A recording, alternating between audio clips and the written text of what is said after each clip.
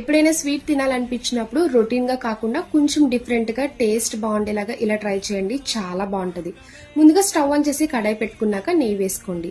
1 cup వరకు బొంబాయి రవ్వ వేసుకొని పచ్చివాసన పోయే వరకు ఫ్రై చేసుకోవాలి. ఇలా ఫ్రై చేసుకున్న రవ్వ కప్పులోకి యాడ్ చేసుకొని 3 కప్పుల వరకు కాచి చల్లార్చిన పాలు వేసుకున్నాక 5 నిమిషాలు పక్కన పెట్టుకోండి. అదే కడాయి పెట్టుకున్నాక పావు టీ స్పూన్ నెయ్యి వేసుకొని 1 కప్పు వరకు పంచదార అయితే మీకు స్వీట్ కరెక్ట్ గా సరిపోద్ది. ఇలా పంచదార వేసుకున్నాక క్యారమెల్ అయ్యే వరకు మెల్ట్ చేసుకోండి. చిటికెడి ఇలాచీ పౌడర్, పావు టీ స్పూన్ సాల్ట్ వేసుకోవాలి.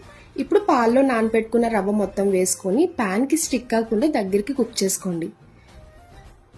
ఇలా స్వీట్ రెడీ చేస్తున్నప్పుడే 1 స్పూన్ నెయ్యి వేసుకోవాలి. ఇలా రెడీ చేసుకున్నాక ఒక బౌల్ తీసుకొని కట్ చేసుకున్న డ్రై ఫ్రూట్స్ వేసుకున్నాక రెడీ చేసుకున్న స్వీట్ వేసుకోవడమే.